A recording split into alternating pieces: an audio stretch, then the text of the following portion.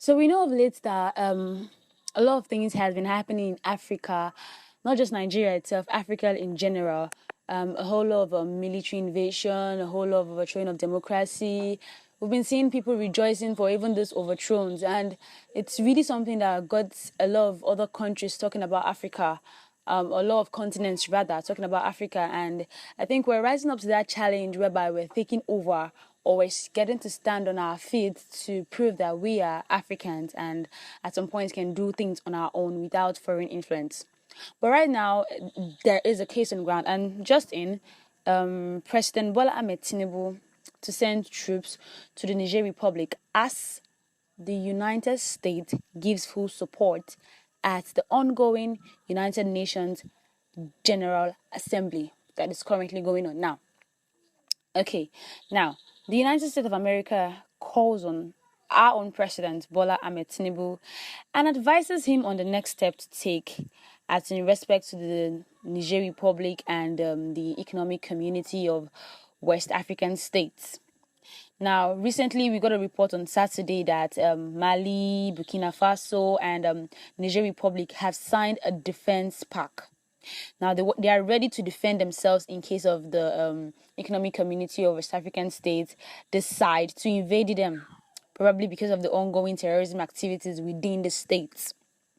Now, so this whole thing about the signing of the defense pact and the unity between these three countries actually got a lot of reactions, most especially from Africans who are feeling that, oh, it's a new whole level for them. And some Africans, in fact, a lot of Africans are beginning to say it's the best way to go as that of the military, yes. And revolution has started, and more nations within the African bloc would definitely join them.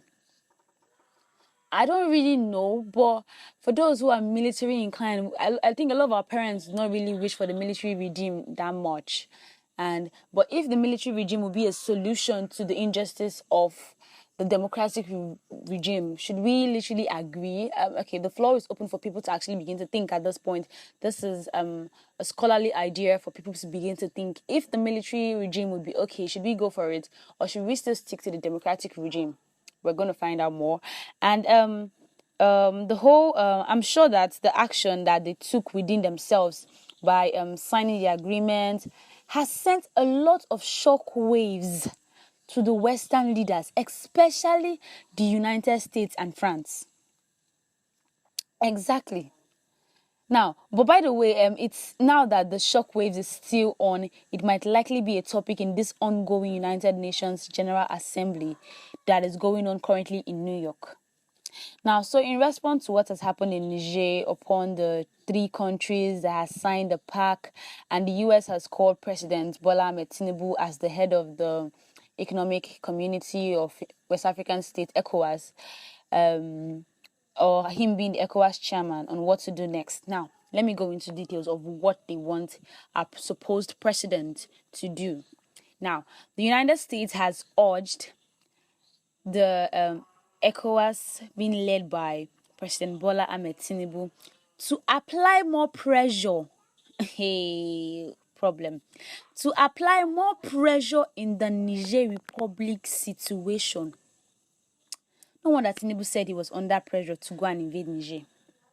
No wonder he said so. But why are they trying to use our president as the middleman? Being a leader, is it a problem? Being the head of a very big organization, is it a problem? That is to show that we are still under the influence of these people who call themselves first-class countries and we are third-world countries or developing countries. They are still putting more pressure. Now, the United States wants the sub-regional body not to remove its foot off this pedal. And why is the Americans, why are they seriously interested in Niger Republic? Why not other African states? That is to show that there is something in this Niger that they are actually looking for. But that's not for me to say. It's not of me to decide. I do not know why the United States are actually putting more pressure on our president to go and invade. It will only bring bloodshed. It will only bring trouble. And this one that Niger, Mali, and Burkina Faso have already signed a defense treaty, a defense pact to defend themselves. It's not going to be easy. It is not going to be easy, and it's going to fall back on us Nigerians, whether we like it or not, because we literally share boundaries with these supposed countries. You can literally stay in one state in Nigeria and put your leg and your ears, you're in another country. So it will definitely come back to us. And being the fact that the president of Nigeria is also the chairman of the Economic Community of West African States, that is where the pressure becomes more. A lot of Nigerians got to react about it, and a lot of Africans got to react about it. And let's see what they are talking about. Now, they are using President Bola Ahmed Tinubu as their middleman, just for them to get what they want from Africans. It's high time they leave the African country. That was the exact same question I want to ask. Why are they trying to use President Tinubu? Are there no other ways they could literally invade Niger Republic if they want to? They have the ammunitions, they have what they want, they have everything at their beck and call. They could literally invade Niger if they want to. Why are they trying to make it okay because President Bola Ahmed Tinubu is the leader of ECOWAS, he has influence over African countries, and he should just go and start doing what they say he should do?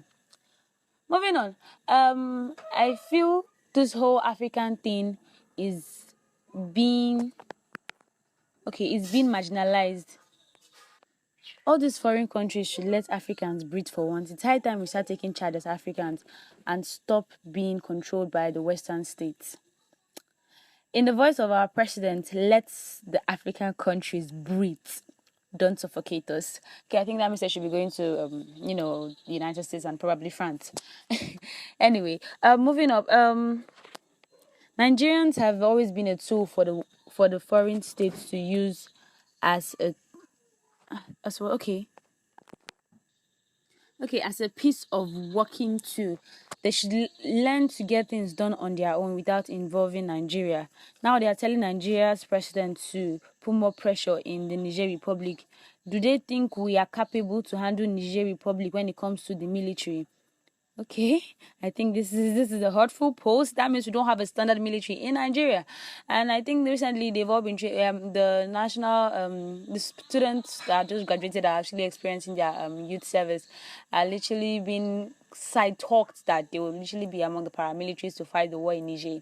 But let's not hope for a war coming in Nigeria because it's not what we look up to.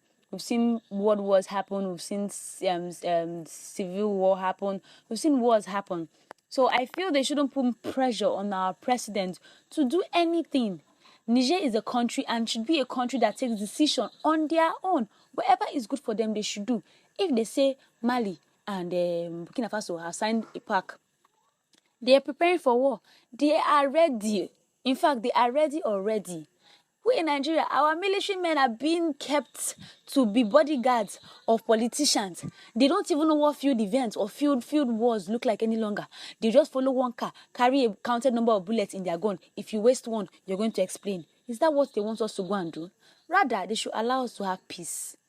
They should stop forcing our president to do what he doesn't want to do, or maybe what he's going to actually say is pressure on his head. Anything they want from Niger, they should go and get from Niger.